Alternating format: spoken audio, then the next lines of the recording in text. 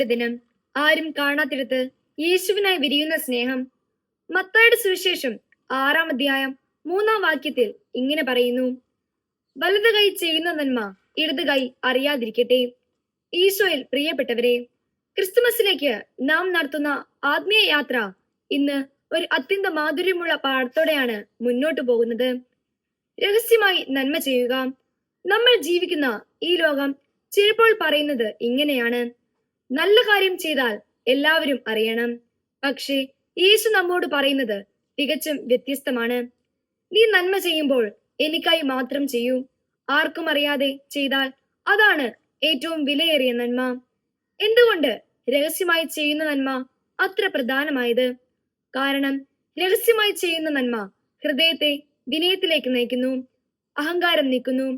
നന്മയുടെ മധ്യത്തിൽ നമ്മെയല്ല, യേശുവിനെയാണ് വെക്കുന്നത്.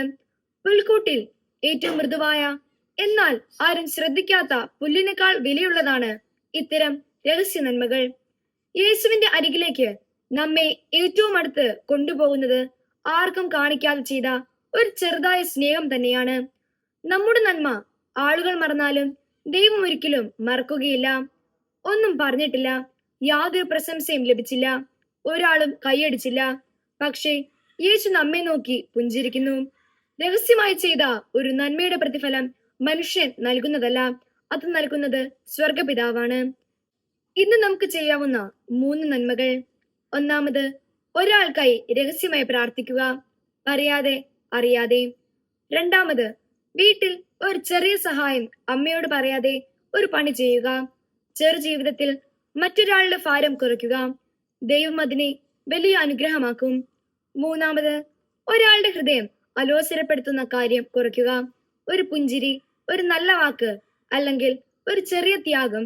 യേശു അതിനെ ഒരു പുണ്യമായ പൂവാക്കി മാറ്റും. നമ്മുടെ നന്മ യേശുവിന്റെ കണ്ണിലാണ്, മനുഷ്യരുടെ കണ്ണിലല്ല. യേശു ഭൂമിയിൽ നടക്കുമ്പോഴും താൻ ചെയ്ത മിക്ക നന്മകളും നിശബ്ദമായിരുന്നു, ആർക്കും അറിയാതെ, പ്രശംസ പ്രതീക്ഷിക്കാതെ. അതിനാൽ ഇന്ന് നമുക്ക് ഒരുമിച്ച് പ്രാർത്ഥിക്കാം. കർത്താവെ, ഞങ്ങളുടെ നന്മ ആളുകൾ കാണാനല്ല, അങ്ങയെ സന്തോഷിപ്പിക്കാൻ ആയിരിക്കട്ടെ. രഹസ്യമായി മറ്റുള്ളവരെ അനുഗ്രഹിക്കാനുള്ള ഒരു വലിയ ഹൃദയം ഞങ്ങൾക്ക് തരണമേ. ഇന്ന് നാം ചെയ്യുന്ന ഓരോ നന്മയും വലത് കൈ ചെയ്തത് ഇടത് കൈ അറിയാതെ സ്വർഗപിതാവിന്റെ മുൻപിൽ മാത്രം തെളിയട്ടെ. ദൈവത്തിന് സ്തുതി.